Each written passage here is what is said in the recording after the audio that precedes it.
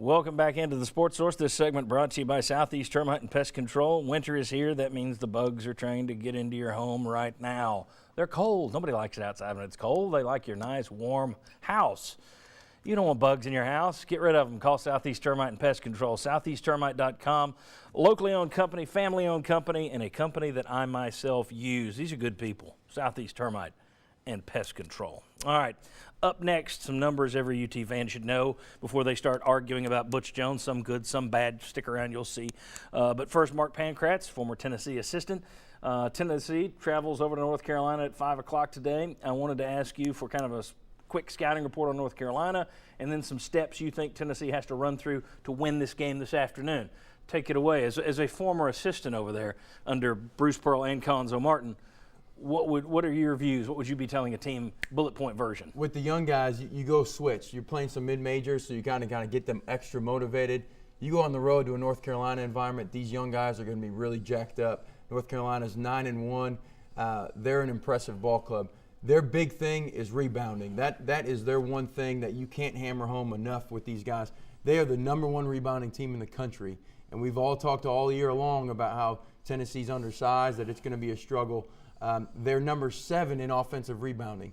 43% of the time they miss a shot, North Carolina gets the offensive rebounding. So in order for us to win this basketball game, we're going to have to gang rebound. We've got guys on our roster, obviously, that are undersized. We're going to have guards rebound down, and we're going to have to rebound together and track down those long rebounds.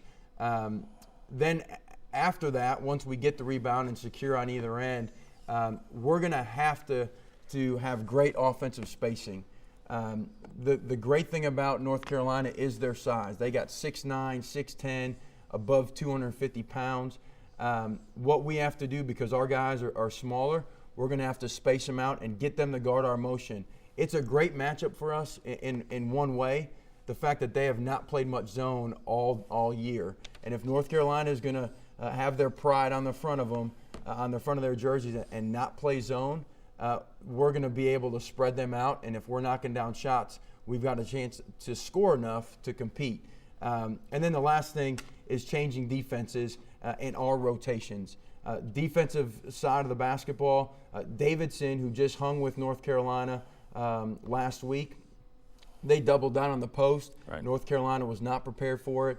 And it worked well for them. So I would look to us to try to throw that wrinkle in there, and then just try to continue to mix up our defensive presence. The fact that Davidson did what they did against them doesn't work in UT's favor. I have a feeling Roy Williams is going to be able to get his team's attention. Yes, the one thing you're hoping of, and you're playing a really good team when you're trying to think of ways that they're not going to be motivated. Right.